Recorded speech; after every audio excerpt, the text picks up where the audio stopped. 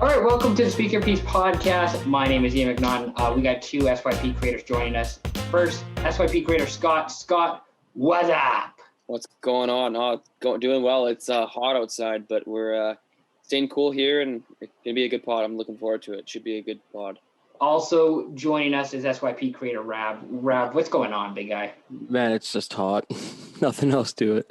They usually say beautiful British Columbia. It's burning hot British Columbia. I think it's got up. I think this is the hottest I can ever remember it being here for us in BC. I saw that Lytton, BC apparently broke the record for hottest temperature ever recorded in Canada or something.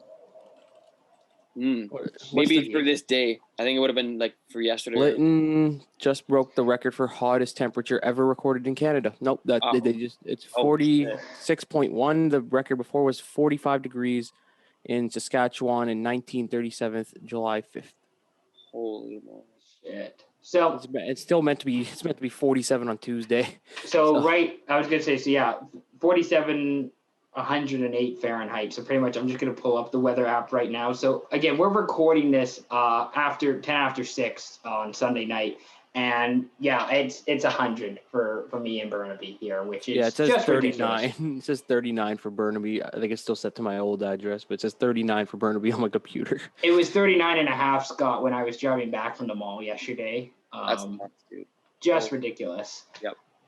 So it's Sunday night. We're previewing the Stanley Cup Finals. This podcast will come out on Monday.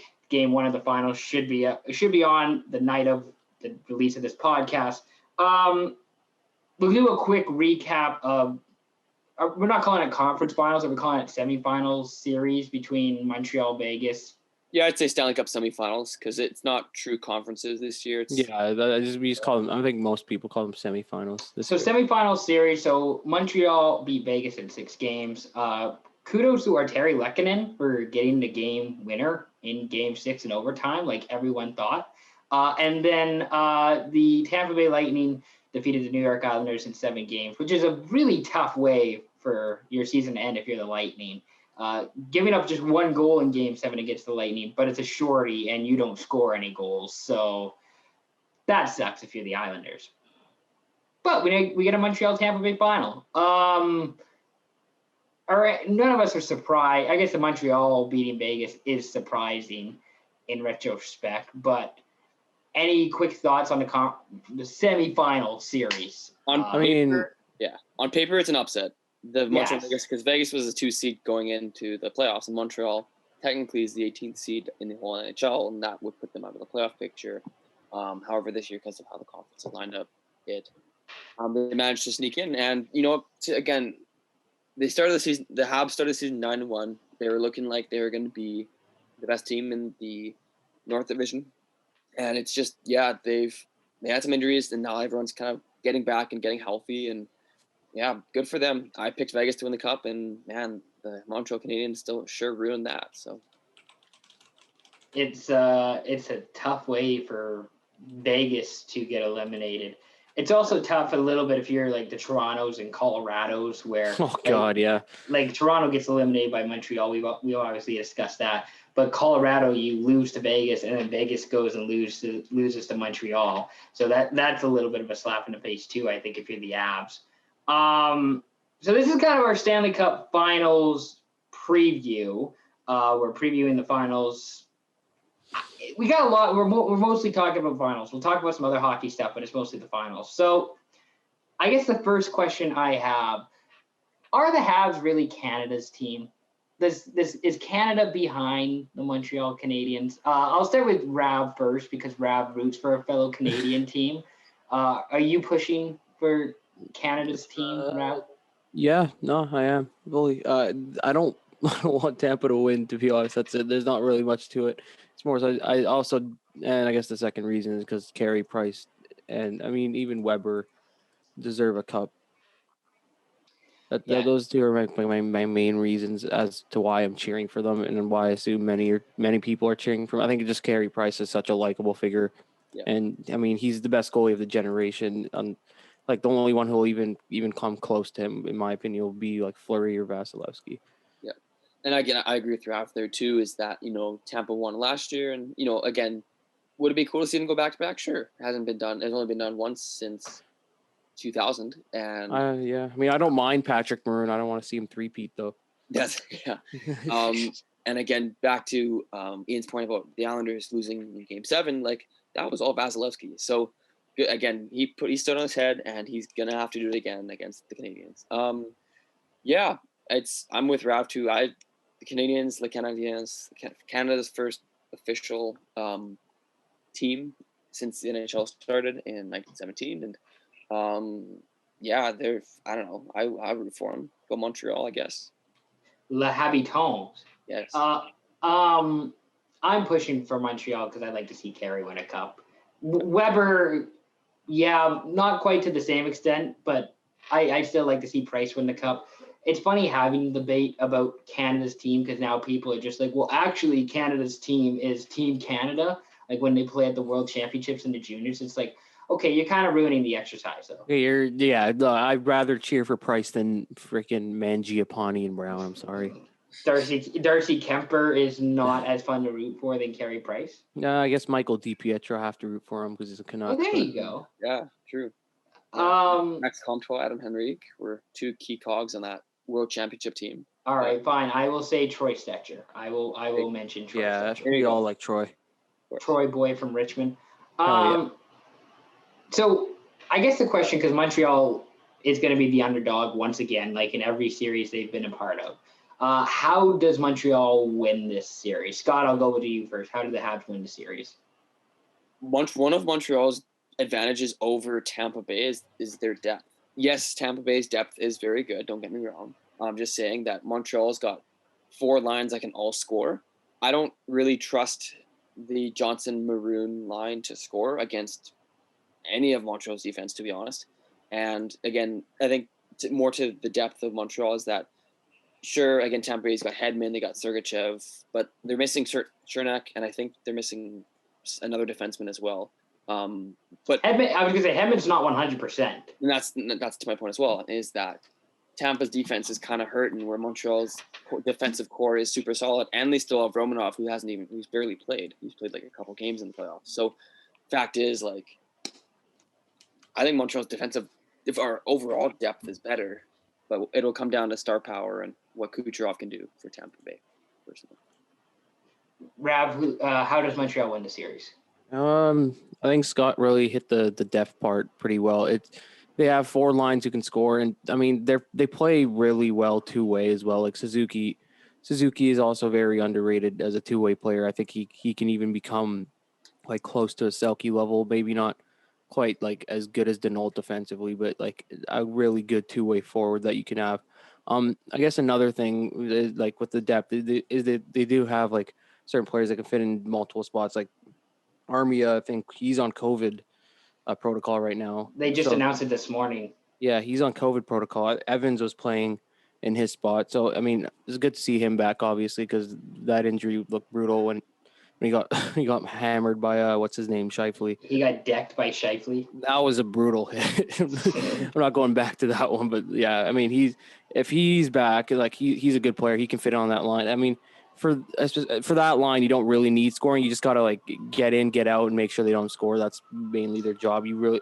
But it's nice to have, I guess, Stahl and Perry on that line because those guys, I mean, they've scored 40 goals, both of them, multiple times. So I don't know. I think they can get by this team, Tampa, because they got by Vegas and Toronto. I mean, I don't know what Winnipeg was doing, but they got by them too. But yeah, I guess the defensive thing, I want to see what they do with, I guess, the bottom pairing too, because they're gonna have to roll 3 lines against this team because they're not gonna be able to go back and forth with. I don't know if Sherratt, Weber, Edmondson, and Petrie can just roll against like Kucherov, Point, Palat, all these guys. It's gonna be difficult for them. So, you know, you might. This is a point where you might actually have to take Gustafsson out of the lineup. Maybe do Merrill, Kulak if you want to go full all-out defensive. Or I don't know. I don't know what you do for that bottom pairing because that's a weird thing that I was looking at. I don't know. Gustafsson, again, he's worked ever since I said he wouldn't work. So I mean, he also works. Yeah. I would say he's also been a key part. He's been the power play quarterback. Yeah, I mean, that's the one thing I've always been like. That's why the guy is an elite like puck moving defenseman. He just has a lot of mishaps, but besides that, the guy is lethal on the power play, and that's the reason why their special teams have been so good. Like, and especially the power play, and their penalty kill is amazing. It's like 40 straight or something. Yeah, I think that's been the biggest difference in special teams has been automatic for the Canadians, and like both obviously penalty kills. Like, yeah, and not to go back to Vegas. All right, not to go back to Vegas, but like they got to switch that up. Like I said that last time, like something has to change with that power play, or that whole special teams unit, because that's you can't have guys like that on your team, like Stone and all. Like you got a good defensive core, and these guys aren't putting up. I mean, the defense did really well that series, but the top six scored 2 goals. It was just Smith and Pacioretty. I was going to say 2 things. One, if you're Vegas, Alex Pietrangelo cannot be your biggest offensive threat. As much as I like Pietrangelo, and I think as good as he is, right? Yeah, he can't be your best offensive threat if you're Vegas. Like Pacioretty has to score more. Like the guy was honestly like that guy was playing like a top 10 winger, top 10 left winger during the regular season. Mm-hmm.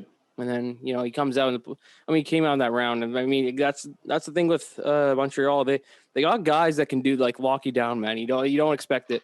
That Lehkonen, Danault Gallagher line played amazing that whole series. Like Gallagher, if you look at his stats, obviously like just his scoring, he hasn't scored much at all. Like at any pace, the whole playoffs, he's just been. But if you watch the games, he's been everywhere, and the guy is a dog, dude. Well, he's a heart and soul of that team. I think that's, again, cliche as well, but he's such an important piece on the Canadians. And like, Ralph, to your point is that he's not putting up the numbers, but his value to a team is so high. You just don't see it on the scoreboard or on stats and stuff. And same with like Kotkaniemi. The guy's young, but he's gonna. I think he'll be fine. He'll be a good top 6 forward. I think in the future too.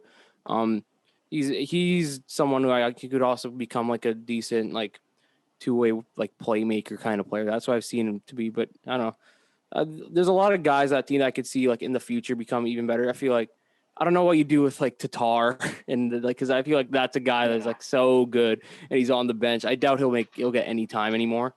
I think you don't really want to put a guy in the finals that you haven't played since what game? Barring an injury though, I will say if someone gets injured in I guess maybe Tatar. They weren't using I don't think Tatar was on the line with Stahl and Perry at all during practice. I think it was just Evans, and he was in a contact jersey, so like he was playing like in full practice. So I think he'll most likely be in next game, or like I don't know. He might. I don't see who else you get in Michael Frolik or something. And you throw, I don't know, you go deep into it. Comes back from COVID protocols hopefully sooner. Yeah, I think he'll I know he's not traveling. I think to Vegas, so that's game 1 and 2. But I think game 3 he could be back. He's had a rough season, obviously with the Myers hit, and then he got COVID in March and got vaccinated, and now he's back on COVID protocol again, which is brutal. But I mean, the guy he's persevered through a lot, and he's a big part of that team. No kidding. So my thing for this series, we touched on it a little bit earlier. It's the Tampa power play versus the Montreal PK, where Tampa Bay's power play is pretty legit. It's a seriously good power play, like both units.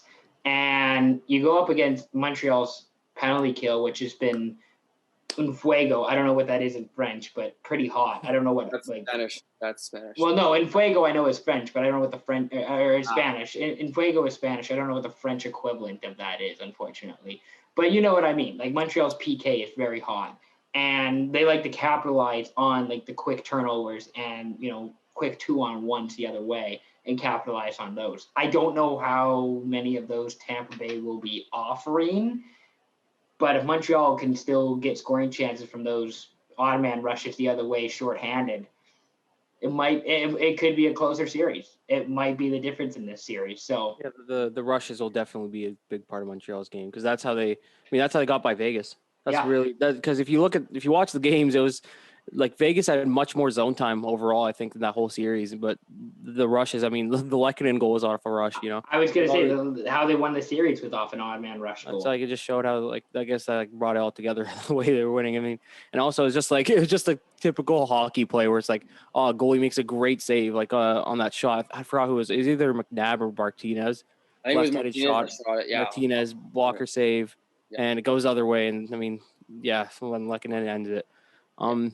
Also, shout out Alec Martinez, who apparently played the whole postseason on a broken foot, I think it was. Dude, and he played good too. And he was really good. I'll pull it up, but I'm pretty sure like he had a significant injury that he was. That was a big goal he scored. It's probably the biggest of his career. the one. No, I say the one in 2014 is big. No, that was a joke. Alec Martinez played through broken foot in the playoffs. Oof. The guy's a beast. Skated more than 22 minutes a game on a broken foot for over a month while blocking a playoff leading 72 shots. That's crazy. So pretty much we kind of talked about how Montreal might win this series. Do we think Tampa Bay has any weaknesses? Is it the health of maybe Hedman, their lack of depth? Cernak is their main shutdown defenseman with Hedman not being 100% really. Mm-hmm. So to lose him has been, that's a big part. But also, they won 1-0. They didn't allow a goal of Luke Schenn there, and Luke Schenn scored. I'm pretty sure. He scored in Game 5.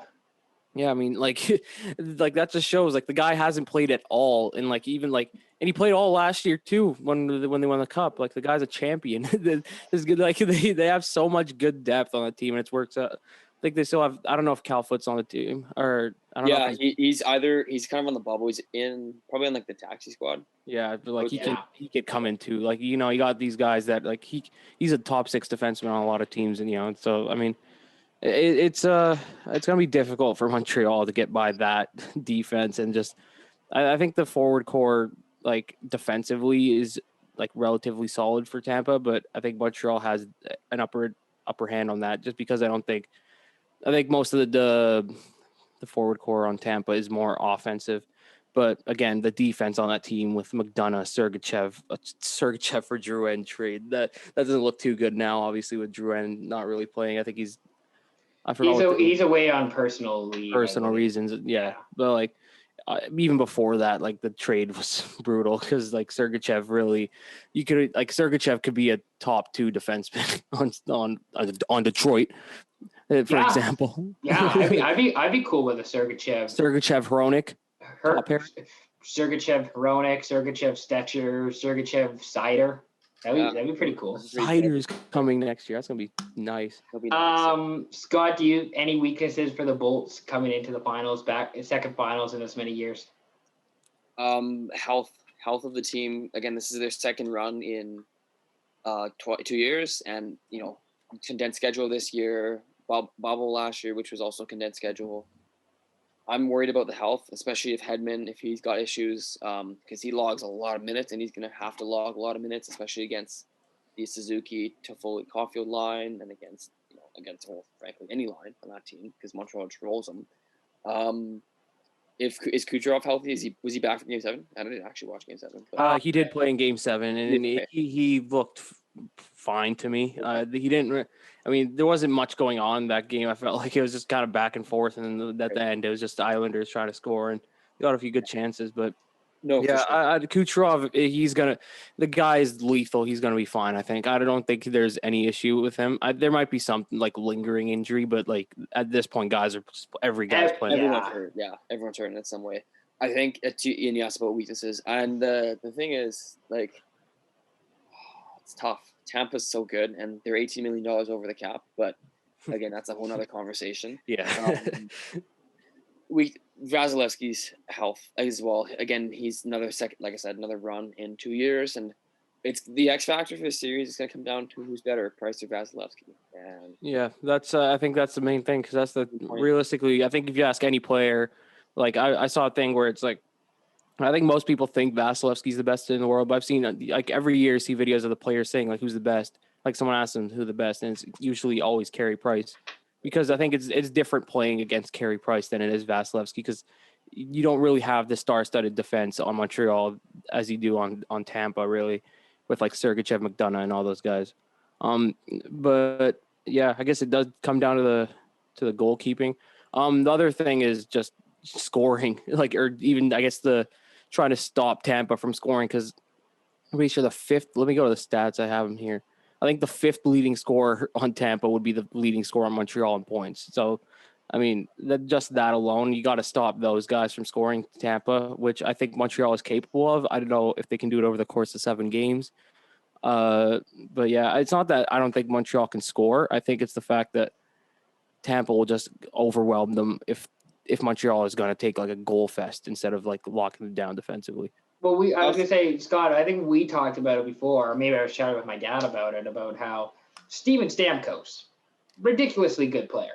Yeah, sure. Maybe the 5th best player on the Lightning. Yeah. Like the Lightning are just so good, and he's like the 4th or 5th best player on the team. Cooch Point, Hedman, and Bass. Yeah. In no particular order.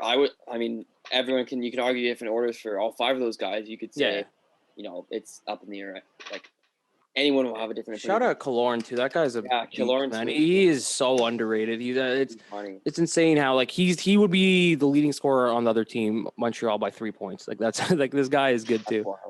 And another thing, about the whole Tampa Bay roster, and I talked about their lack of depth earlier. I think I was more referring to their depth not being able to score. Because you're not really trying to get trusting Ross Colton and like those guys to score. I mean, I talk about depth. I mean, I guess what's his name did score the game winner yesterday, Yanni Gourde. He gets paid a good amount. He's a good player, but he is a good player, and that's the thing. But to my point more is like these are all guys that played in Syracuse. Killorn, Palat, Gourde, Cirelli for a time, Cal Foote. You said Rav. You could even look at Jan Ruda, Eric Chernak. All these guys, they're not free agents. They're draft picks of Tampa Bay. Yeah, and they all came up. Like these guys, like that. I mean, a lot of it's because Steve. I mean, the point thing was from Steve. He moved up, like Steve Eisman moved up one single pick. He gave I think it was the 80th overall pick and a 7th rounder to move up to the 79th just to get point. And I mean, who moves up one spot in the 3rd round? Because at that point, you're like, if you just wait another pick, he's probably going to be there because everyone's draft scouting is all different. Their draft board is all very different. But like I guess like Steve's eyes are fucking amazing, man. Honestly, gives me hope as a Red Wings. Yeah, you should. Real look at all the draft picks the Wings are stockpiling now at this point. Players to watch / potential difference makers in this series. Rav, I'll start with you. Do you got a player to watch or difference maker? Killorn, I think Palat because I wouldn't say it's underwhelming just because. I think it's because of the fact he's had really good regular seasons in the past, but I think Palat can really turn it up too. For Montreal, it was always Armia for me because the guy's skilled. He was taken, I think, as a lottery pick. I think it was 11th Buffalo in 2011. But I don't know. Once he comes back, hopefully soon, I think he can be one. Corey Perry's their 4th leading scorer, so I guess that's another guy you can. The veterans, I think the veterans might have to step up a bit in here because I don't know if the young guys can really carry these guys in the final against that team. So Stahl, Perry, they got Stahl at the trade deadline for this reason, for the veteran leadership. So hopefully he can turn it up. Scott, players to watch, potential difference makers in the Stanley Cup Finals. He and his line are gonna if they can shut down Kucherov, Point, Palat, I think the Canadians win the Stanley Cup. And it's simple enough. They're the 3 of them, Kucherov, Point, Palat. I don't know how you stop them, to be honest. There's not many ways to do it. You just hope to contain them. That's the thing, and that's what they're going to have to do. Montreal can't take penalties. If they're going to take penalties, they're going to be dead in 5 games. It's not going to be pretty, but even with their penalty kill, I don't trust them. Not against that power play. That's kind of my point, because again, they haven't really seen a potent power play since. Well, not this postseason. Like Toronto is really shaky all year. Vegas is on another level, and like Winnipeg didn't do anything. So this is like the first like real challenge they're gonna see, and it's probably the realest challenge they're ever gonna see. Like maybe Colorado would have been one, but like Tampa and Colorado, like low key are just interchangeable at this point. Yeah. Well, it would have been again in hindsight, looking back, it would have been one hell of a Colorado Montreal series. Yeah, that would Quebec versus Montreal. That would have been big. Yeah. So, I don't think we mentioned his name yet. I have to talk about Cole Caulfield. because that dude rocks. Yeah. That dude scored it. That dude scored as many goals in the past round as Vegas forwards did.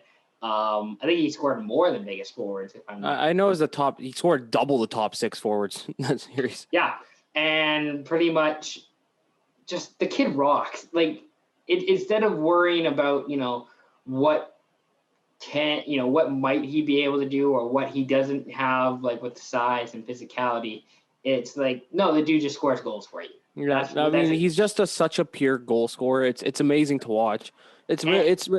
I just imagine. I think I've always thought about like this. Even it is draft year when I think he had 72 goals or something that one he's in 64 games or something. But yeah, what was I gonna say? Yeah, imagine if this guy had like even more height. Imagine like this guy's lethal at this. Like at 5'7". If he was 6 feet, he would have been a first overall pick. Oh yeah, he would have been. And I don't get how 14 teams, including my team. And my team. And I mean, what was it? Your pick was, I guess all. So we took Seider. Seider's not bad. Podkolzin isn't bad. Zegras. Zegras isn't bad. I guess we got away with it, but I guess maybe that class is so loaded, but it still makes you wonder with Caulfield scoring so many goals in a playoff. I still think Hughes and Kakko is fine. I think, like Philly, you take Cam York with I think you have Provorov, Sanheim. I don't know if Cam York was the really right decision there. Yeah. There's a lot of teams that I felt like could have definitely used them. Even the Canucks. I don't mind Podkolzin. We have to see him. Same with your guy too, Ian. We still have to see him. I guess at the NHL level. Yeah, right. From what I think Seider won Defenseman of the Year in the SHL, right? Yeah, in the SHL as a 19-year-old. And yeah, those. It's not that league's a tough league. Is ex NHLers in that league, and then 19, 20-year-old. Excuse me. Yeah. Podkolzin is pretty good in the KHL too. I don't know. We have to see, but and Zegras obviously with Team USA this past year, man. His team situation is obviously not great, but still between San Diego and Anaheim, still putting up good stats. Yeah, he should be. Him and Jamie will definitely be up on the first team next year on the NHL team. I hope full time. They're there. They gotta be. The Ducks are gonna have some other young guys too coming up, but that's a conversation for in a couple months. We'll talk about that later. Yeah. Who wins this series and in how many games? Do you want me to start? Do you want me to say? Let's hear your thoughts first, big guy. I am gonna take the Habs to win in 6 games. Nice. I'm also taking it as just a pick that I hope happens. I'm not totally upset if Tampa Bay wins because I think Tampa Bay is turning into a bit of a heel, turning into like the Trae Young villain that we're seeing in the NBA right now. And I think that's good for the league. I think the league needs that. Not everybody can be, cool and, oh, look at these guys. These guys are great. Like, you got to have some villains. You got to have some people to hate, for fans to hate. And Tampa Bay can be that team. I just really want Carey Price to win the cup. It doesn't matter if Montreal wins as long as Carey Price gets the cup. That's what's important to me. Do you ever think he leaves that team or at all to go somewhere else? I've talked about him going to Vancouver because he's from BC, obviously, and the Canucks goaltending situation has been obviously Markstrom's been good. I think it's been bad in the past, but I think the Demko thing to get him for locked down for 5 years is definitely straightened it out a bit. And that's just it. In 5 years from now, as kind of I don't know how to describe it. It's kind of you're available and we might need a goalie and you're from here. Not so much as actually. That would have to be an insane trade where realistically Montreal would have to probably carry half his salary for a few years for that big contract. So it would be an insane trade with a lot of little nitty gritty things such as the salary cap and all that. I'll just say I think that's the only other if Price ever plays for another NHL team, which probably he won't. I think it's Vancouver. I can't see him playing for any other NHL team outside of Vancouver. Yeah, I don't me either. But I got Montreal in 6. Scott, who do you have? I'm going to say Tampa Bay in 6, but I really hope I'm wrong, to be honest. It'd be great to see Montreal win another cup. It'd be great to see a Canadian team win a cup. I just think that the league needs that too. Speaking about things, Tampa winning would make them a quote villain as a team that we got to get over these to beat these guys to get to the. I mean, yeah, it's I'd even consider it you could argue it as a modern day dynasty, just because you're not going to really see dynasties such as you saw with the Islanders kind of thing. I had this conversation with my dad. I think you need to win 3 to be considered. Yeah, I mean, I think it's just because I called it a modern day one because it's so hard to win 3, especially in hockey. Yeah, in the NHL, it's almost like I impossible. consider Chicago in my head. I consider Chicago during that phase, like 2012 to whatever they won their last one, dynasty in my head. I agree. I'm with you. And but like even this one, like 2019, they had the best season, like one of the best seasons ever. I know, like Panarin fucked them. I'm sorry, that's essentially what they did. But they won the cup last year. Then this year they're like on the verge of it. So I mean, if they win this year, I in my head that's a dynasty to go from the best regular season to the cup and another one, right? True, especially through all these times, and I know, and throughout the time and maintaining the whole, like essentially the same core throughout it, not losing many guys, right? Like even like improving in a sense too. With like Coleman, to get Coleman, and that guy's good. That guy's a good player. It was a first round pick to give up. Yeah, man, that's a good team. That's a good team. So who are you taking? I was gonna say, who are you taking to win? Montreal in 7. I think Montreal gets it in 7 games if they were to win. I don't know. I think they can. I think in my head, like the games I feel like are going to go as such as like Tampa will win the first one. I think it'll just be a bunch of splits in the first 4 games. They'll split it, and then I don't know. I guess I feel like Tampa will win game 5, but Montreal has been so resilient they'll win game 6 back in Montreal. And then game 7, honestly, I think game 7 could, if it goes to that point, it'll just be the same thing as the Islanders thing. It'll just be a 1-0 game, and whoever scores wins. This series has a setup of being a David versus Goliath, and actually an interesting classic. I think it's got the aura kind of that. You know what I'm saying? Like, yeah. If it was, say, Vegas Tampa, like, okay, it's 2 juggernauts, the best team's gonna win. If it's Vegas, the Islanders, like, great, it's a good series too. Islanders, Vegas, like, or in a sense, I even consider it like close to like a St. Louis Boston thing, like a 2019, because you got the guys. I mean, St. Louis is bottom of the league, and Montreal was. I mean, Montreal started off the team like started off the year really good. I remember saying like these guys just peaked early, and they did for the regular season at least. I was right, and then obviously I don't know, the playoffs have been something else, but it's kind of thing where you got guys that like. You know, I mean, I felt bad for Barzal when he was talking about like, you know, how many more times is Andy Green and like, you know, Bailey really gonna make it to the finals? Like that's, and he was talking about that and how I also don't think it's. I'm just going on a fucking run right now like on a tangent, but like, you shouldn't be really asking guys questions right after they lost about. Like, I feel like that's a brutal way that NHL talks to people. Is that true? Like, do you think that like? Like right after the big loss, like you're just telling, like, I know it sucks, but like, how do you feel? You know, I don't know. I don't know if we should also be my thing. This is my prediction. I don't know if this is actually going to happen, but I believe by the end of this decade that the post game media scrum is just going to be gone, because I feel like all these interviews in the future are just going to be podcast interviews or guest appearances or the Jimmy Fallon bullshit of just doing a scheduled regular interview, a sit down interview, and that's what it's going to be, because the media thing is just getting a bit ridiculous. Like, I think there is some place for it, but I don't know if it's totally fair to ask a guy before or after they won a loss. Or I'm fine with like weekly media days or something, but like certain and even in a sense, like I like the podcast thing or like going on a podcast, going out, because then you're promoting someone else, and at the same time, I feel like the podcast will be more intimate. You get to learn more about the player, more about like how I guess the team works and all that, in my opinion. It's a more casual setting. Yeah. Like hockey players do have personalities. It's just because it's so routine all the time. I mean, it's also like in hockey, you're taught to like be just Sidney Crosby, just like I'm fine with this. And Connor McDavid, we'll get him next year. Yeah, it's just like we'll get him next year, and like the group of guys we have is great, and like you don't really get that on podcasts. You get to see like really, I mean, the Spit and Chicklets one does it the best. I think like with the like interviewing the players, you learn the most about anything.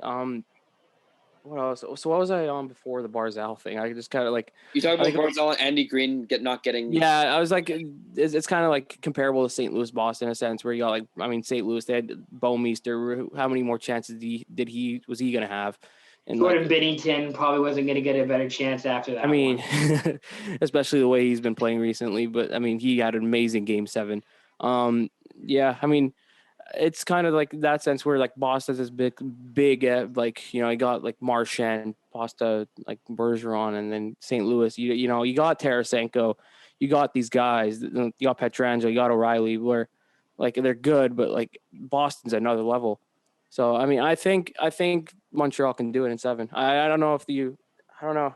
I just if they go down quick, if it's a 2-0, I don't think they can pull it back, in my opinion. I think it's too hard against this team. They might win 1 or 2, but I don't think you can fully recover from that.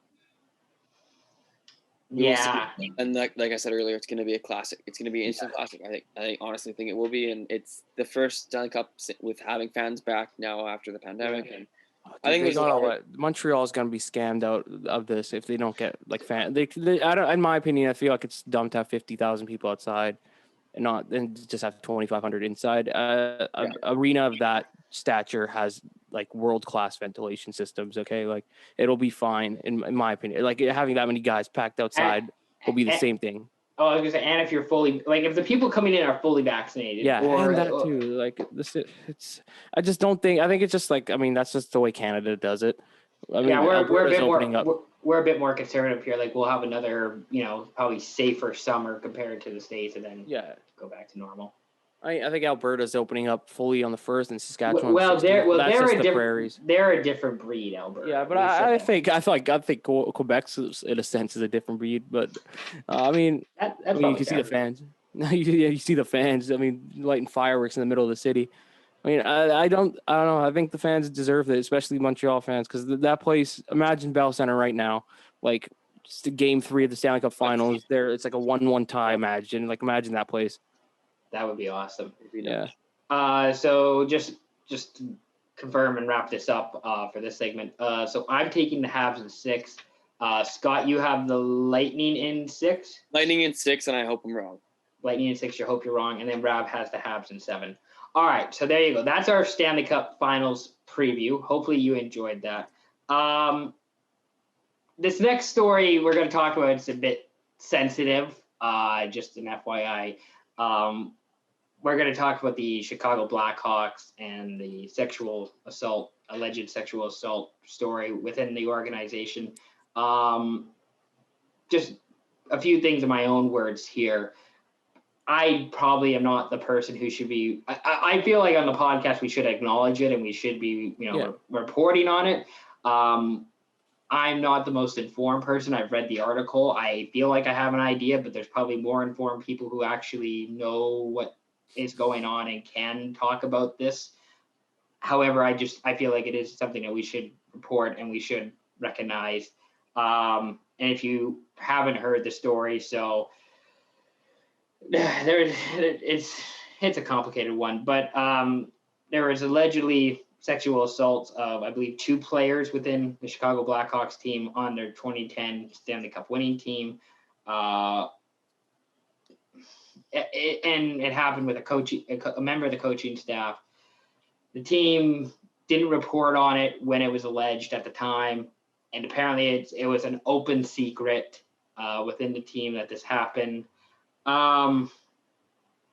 I'll throw it to you guys. If you guys have anything that you want to say or comment on it, feel free. But I think we have to preface this as well with the reason why this is a big topic now, and that's because Marc Bergevin, current Montreal Canadiens general manager, was the director of player personnel for the Chicago Blackhawks at the time, and that's why.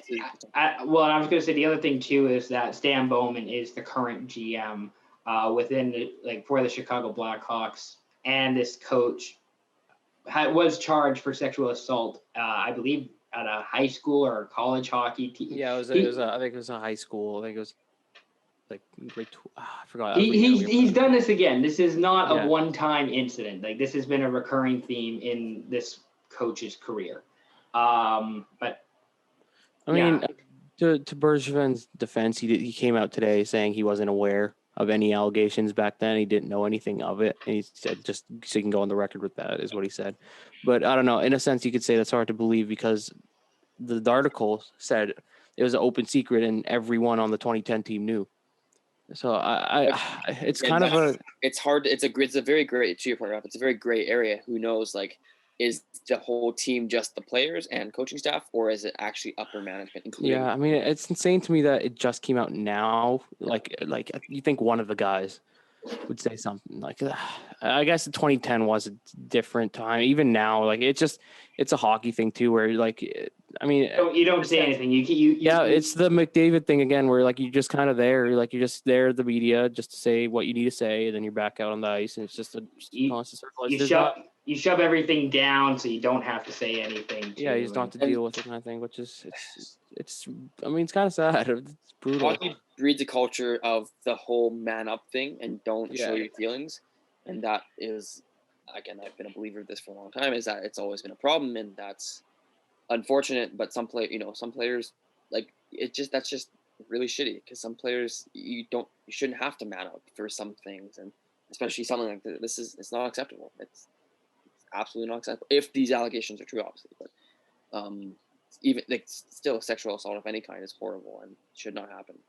So that's, and part of the other thing too is that I don't want to throw blame around here because I mean we can blame everybody and we can start throwing names around and that doesn't really solve the problem. That doesn't really fix anything for anybody because again we have an alleged incident here.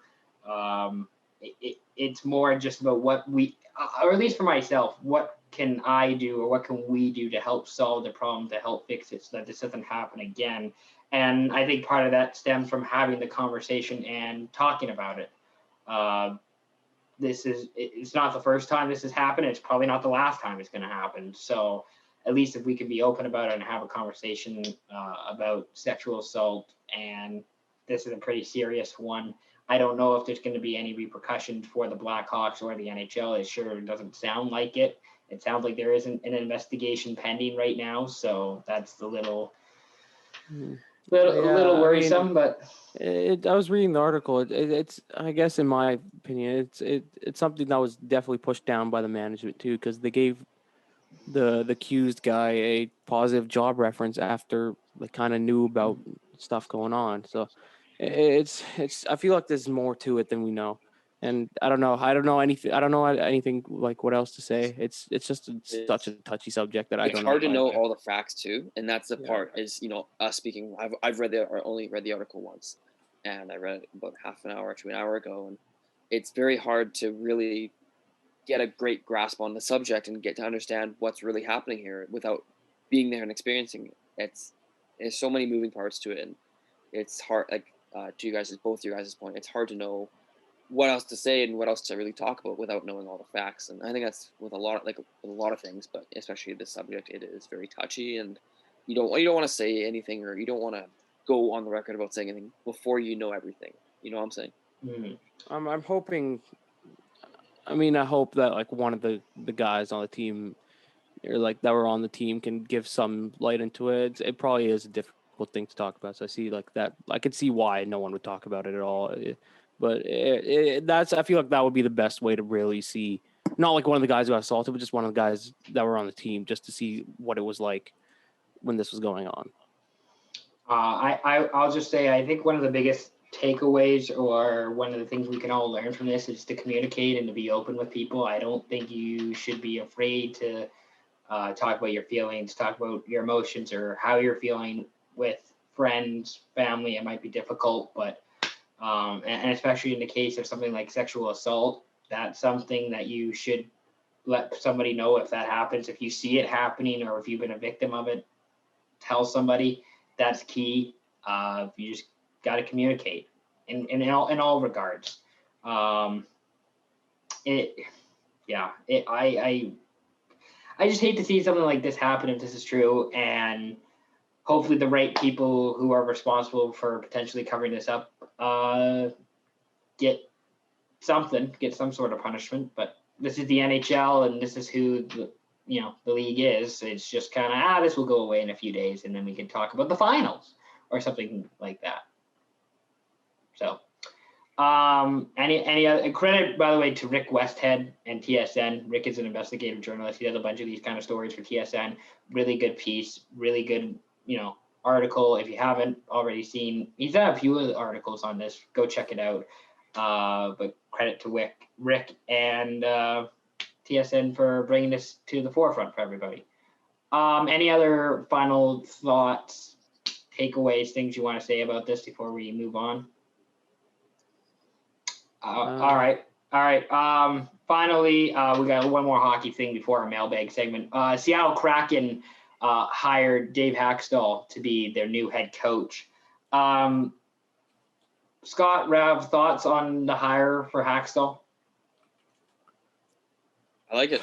Yeah, it's a good fit. It's kind of very, I guess, in a way, a similar hire to what happened with Shark, kind of under the radar type of hiring. I wasn't expecting it to be Hakstol, but again, he was in the running and he got the job. So good for him. And we'll see what happens. It's hard to know without having a team in front of him to be able to say anything, right? So.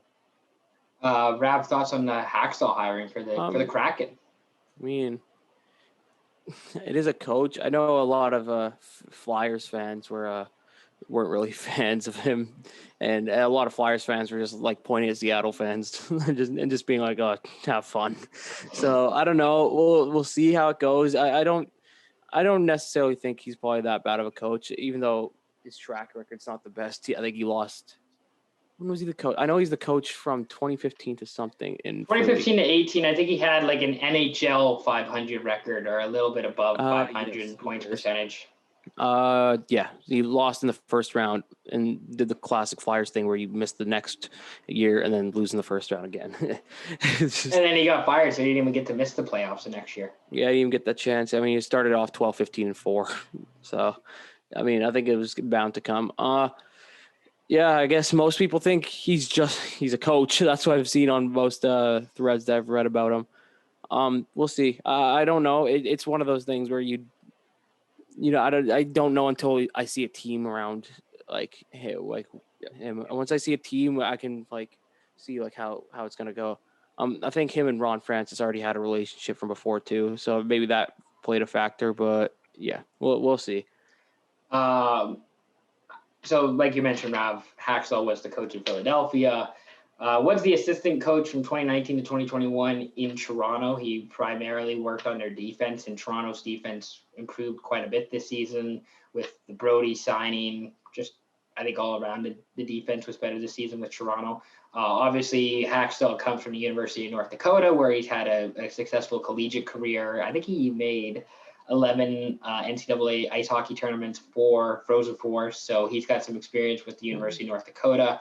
I think the thing I would focus on or keep in mind when it comes to the Kraken is that this might push Seattle to go in the win now mode because I think Hakstol is ready to win now. Hakstol might be a developer. He's had success developing players at the University of North Dakota, but I think this might be the incentive that gets Hakstol and Seattle to the postseason in their first year. But I don't know if you could really create the success of Vegas. Again, I think teams definitely this time are not going to be just throwing around players like Theodore to protect Vermette or something, or giving them Marchessault. What was it? Vermette, Cogliano. Keep in mind, Vermette retired the next year, I'm pretty sure. But wasn't it Brandon Montour as well that the Anaheim had to protect? It was one other player. I forgot. They were protecting Josh. The Ducks were protecting Josh Manson.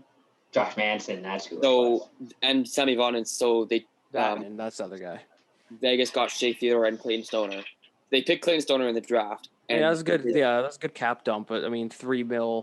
To getting Shea Theodore. I'd rather have Shea Theodore than. And considering he was their best defenseman the previous year, playoff run, I don't know. I don't know if that was the best one. Even the Marchessault thing, to give him Marchessault to protect Petrovic. There's a lot of things that I don't think teams will let go again. You can't I don't even mind the Carlson one. It's the other ones are really brutal in my opinion. Well, I think the teams will be much more conservative and not just handing around players, because what the other one was getting they got a first round pick, which turned into Brandstrom, which they flipped for Stone essentially with a bunch of other guys. So, I mean, there's a lot of things that we have to see what happens. Cause I don't think teams will be as as open as they were with Vegas. Vegas, even in their first, I believe it was Vegas' first draft pick, Nick Suzuki or Cody Glass? Cody Glass was Cody Glass, and then Suzuki was the year after, wasn't he? Same draft, just a couple picks. Later first rounder. That's right. Yeah. Okay. The other thing I want to mention too is that the Pacific Division looks like it's gonna blow next season. It's gonna suck. So maybe Seattle gets in that weak Pacific. Well, yeah, it is a pretty weak division. You're not wrong. So, can't wait to see the Kraken when they first come to Vancouver. Rav and I are probably going to go to that game. Dude, I played NHL with the Canucks for the first time in a month. I'm like, it's good watching some playoff hockey, man. that bottom six and even the way the defense is shaped right now to have like that much offense is kind of brutal. But I don't know. Do you know that Beagle makes more than Perry and Stahl? You don't need it. No. Yeah, I know Perry makes. Oh, really? And he was on waivers. Yeah, we could have got him. No, but we took the other guys on waivers, VC and Boyd. Yeah, those guys were okay. Should we go to the mailbag section to end this pod? Sure. Yeah, sure. All right, let me pull up the mailbag questions here. I think we only got 2 questions this week for the pod or for this episode. Ian Davidson, SYP Olympic coverage this summer? ? So I think this is 2 things I should mention first. The first thing is that we're probably not doing SYP Olympics this summer just because of our schedules and just trying to schedule it. We might do a couple of events, but I don't know if these are all Olympics like we had planned last year. We might do a couple of events, but maybe not Olympics. We've kind of thought about doing Olympic coverage, but it's tough to predict or cover the Olympics this year without also being there. Yeah, it is. Yeah. And a lot of athletes have decided not to show up, so it's hard to know who the field's really going to be without do basketball. Well, yeah, okay. I was going to say, so pretty much for at least myself, I'll be covering rugby, which there's a couple rugby sevens tournaments taking place. We'll be talking basketball, I'm sure. Even the other thing I want to mention, so they're doing 3-on-3 basketball. That's a new sport at this year's Olympics. And they totally missed the opportunity to have LeBron dunking on Croatians or some poor Eastern European nation. Because that's the fun of watching Olympic basketball, is watching some poor souls. Watching Vince dunk over like some random European dude. Yeah, just watching poor souls have to go up against pro NBA players who make millions to play a child's game. And they're just doing their best and they get destroyed by LeBron. And instead we have like NBA flameouts playing in the 3-on-3 baskall. That's so we'll probably have coverage for the 3-on-3 basketball. We'll probably have coverage of basketball. Maybe I'll do daily pods, depending on how much shit I got going on. Maybe I'll do like a quick recap pod. Maybe Scott and I will do something. I don't know. We'll do something for the Olympics. We'll figure it out. Rav, maybe you'll get it on our Olympic. Rav, what sport would you want to cover for the Olympics? Do you want to cover the field hockey, the I don't know if I could be able to cover this Olympics. I would definitely cover Winter Olympics, I think, just because that's more to my liking. It's just, I don't know if I've never really even watched a Summer Olympics besides, I think 2012 London. That was the last one I really paid attention to. Right. I guess it's just because it was in London and it was cool, but yeah, there wasn't really. I don't know. I'm definitely a Winter Olympics guy just because of guess where we grew up, like skiing and all that stuff is much cooler to watch in my opinion than whatever shock put. I watched the Rio Olympics. That was summer of 2016. That was a summer kind of where I don't know what happened. There might have been like some forest fire smoke in this part of the world, and we were stuck inside. So the Olympics were on, and I was like, great, let's watch some Olympics. And that was the year they had golf. Justin Rose won gold, and that was also when Brooke Henderson was starting to get kind of good at golf, and when she kind of burst on the scene, and it was just cool watching golf in the Olympics, and that was fun for me. Other sports I know that are in the Olympics include water polo, which Pierre Maguire was commentating on in 2016. Yeah, Pierre Maguire was commentating on water polo. Wow. And the other thing is that handball, that game slaps. I love handball. I loved playing that when we were in gym class. So the handball we played in gym class is far from the actual handball sport. I hope you know that. No, I know, but like the same concept of like throwing a ball into a net, I think is cool. So that's our SYP Olympics coverage. Some Olympics coverage, I guess, is the answer there. Jevin Lefebvre from the Left Side Heavy Pod. Shout out, Jevin. We got a big thing coming up with Jevin that we're going to announce here in a little bit. Not on this podcast, just later on this week, probably. He has best original 6 jersey. He doesn't say current or past. He just says best original 6 jersey. Well, I guess so. So the original 6 teams are obviously Toronto, Montreal, Chicago, Detroit, Boston, and the Rangers. For me, right off the bat, it would probably just be like Detroit or Rangers. I don't know. I guess those are my 2 favorite out of the 6, but I don't know. I was gonna say the Rangers. I think Toronto's jerseys are nicer. Toronto deserves a bit of credit with their jerseys because they're better than what they used to be in like the late 2000s. True. That's true. That's a good point. I would probably even say Montreal. Like the one team I don't think Boston's jerseys are compared to the other original 6 teams. I don't think Boston's are that good. Yeah, me neither. I think that's probably my least. The Rangers one, I think I like the most just because it's the most classic. It's just a classic one, just Rangers, and it's always been a thing. I've never no one's really ever gotten sick of that one. It's been a thing. Even like the reverse retro style. I don't even know what you call it. The Statue of Liberty. The Lady Liberty jerseys. Lady Liberty jerseys, even like the ones they wore like back in 2006 in like those days in the reverse retro. American League jerseys, yeah. Yeah, the American League jerseys.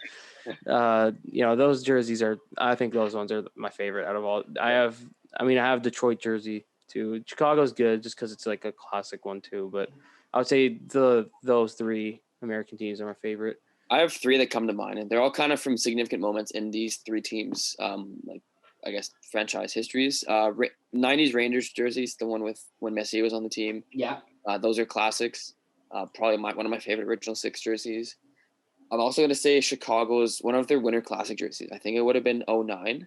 Whatever one they had with Taves on the cover of NHL 10. I think it was that jersey. When they played at Wrigley. Yes, that's the one. Yeah, they were. Those jerseys, the black, like with the little crest in the middle. Yeah, sure. I think that was sick. So that's 2, and then the other one, Montreal's just timeless. And again, they've had the same jersey set up since the 30s. And to me, it's really cool. I love what they do with their jerseys, and yeah. If I had to pick if I had to rank, I guess, original 6 jerseys, I think this is everybody's entire set of jerseys. Sure. I think I would probably go the Rangers, Montreal, Chicago, Detroit and Toronto, because both of their reverse retro jerseys suck, and then probably Boston. Okay. That's not bad, actually. That's probably how I would rank them. Current original 6 jersey sets that teams have now.